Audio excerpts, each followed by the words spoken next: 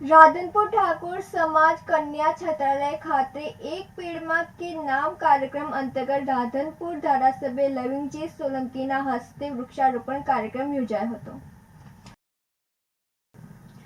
પાટણ જિલ્લાના રાધનપુર ઠાકોર છાત્રાલય ખાતે પ્રધાનમંત્રી નરેન્દ્રભાઈ મોદી સાહેબનું વિઝન અને મુખ્યમંત્રી ભૂપેન્દ્રભાઈ પટેલનું મિશન એક પેડ માં કે નામ કાર્યક્રમ અંતર્ગત રાધનપુરના ધારાસભ્ય લવિંગજી સોલંકી સદસ્ય તેમજ મહેમદાવાદના જીતેનજી ઠાકોર અને બેમાજી સંતરાની ઠાકોર સમાજના તમામ આગેવાનો તેમજ વન વિભાગના રાધનપુરના RAFO રાજુભાઈ સાહેબ તેમજ તેમનો સ્ટાફ સાથે રહીને વૃક્ષારોપણ કાર્યક્રમ યોજાયો હતો।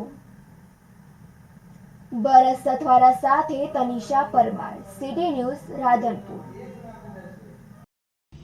આજે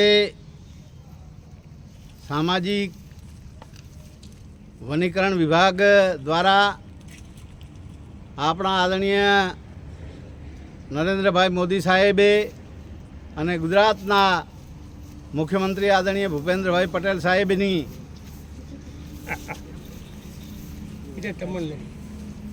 જે વિઝન છે કે એક પેડ માં કે નામ આખા ગુજરાતમાં આજે આ વૃક્ષારોપણ એ ધરતીની શોભા વધારે છે, ધરતી માતાનો શણગાર છે અને વૃક્ષ એ એક એવી વાત છે કે વરસાદને પણ લાવે, ખેડૂતોને રાજી રાખે। એટલે આખા ગુજરાતમાં અહીંયા અભિયાન ચાલે છે। આપણા મોદી સાહેબે જે અભિયાન ચલાવ્યું છે કે એક પેડ માં કે નામ, આખા ગુજરાતમાં આપના માધ્યમથી સંદેશ આપવા માગું છું કે આખા ગુજરાતને હરિયાળું બનાવે અને વૃક્ષારોપણ કરે અને સાથે સાથે એ વૃક્ષને દત્તક લઈ અને એને ઉછેરવાનું કામ આપણે બધા કરીએ તો આપણે આ ધરતીને હરિયાળી બનાવીએ, વૃક્ષ વાવીએ અને વરસાદ લાવીએ, એ શબ્દને પણ સાકાર કરીએ એવી ભાવનાથી આખા ગુજરાતમાં પણ આપણે વૃક્ષો વાવીએ। અને અહીંયા સામાજિક વનીકરણ દ્વારા આજે ખૂબ જ સરાહનીય કામ થઈ રહ્યું છે, એ બદલ ખાતાને પણ એમને ખૂબ ખૂબ આપણે અભિનંદન આપીએ।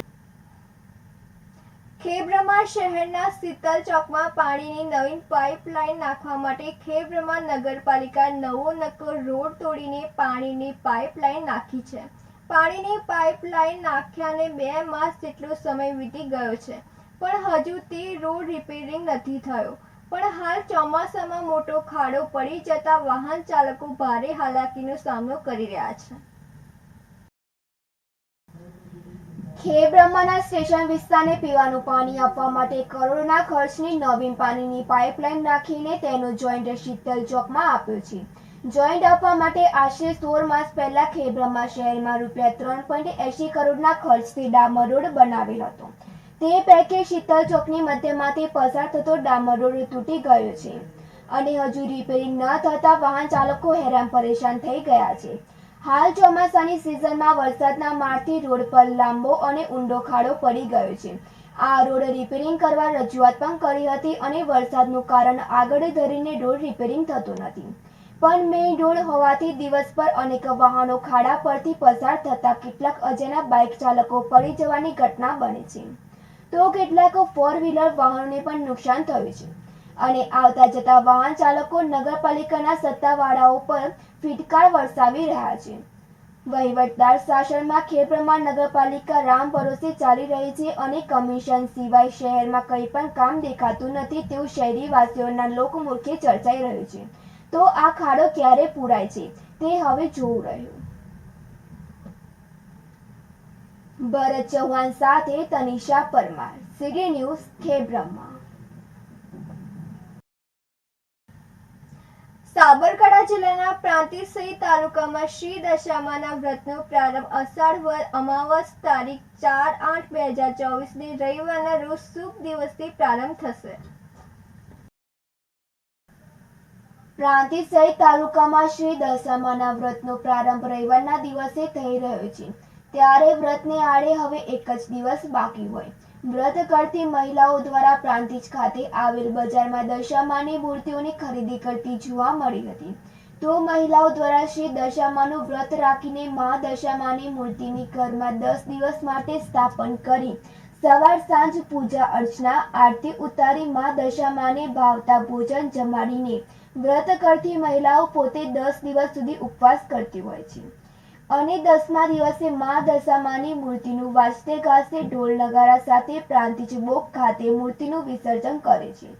તો પ્રાંતિજ નેશનલ હાઈવે 8 શ્રી માર્કંડેશ્વર મહાદેવ મંદિર ખાતે અને તેની પાસે આવેલ શ્રી દશામાના મંદિર ખાતે પણ દર વર્ષની જેમ હવન પૂજા સ્થાપન સહિતના કાર્યક્રમોનું દર વર્ષની જેમ મંદિર વ્યવસ્થાપક નિત્યાનંદભાઈ બ્રહ્મભટ્ટ દ્વારા કરવામાં આવ્યું છે. તો મંદિર ખાતે મંદિર સંકુલમાં યોજાતા રાસ ગરબા સહિતના વિવિધ કાર્યક્રમનું સુંદર આયોજન કરવામાં આવ્યું છે. રમેશ મિસ્ત્રી સાથે તનિષા પરમાર, સિટી ન્યૂઝ, પ્રાંતિજ.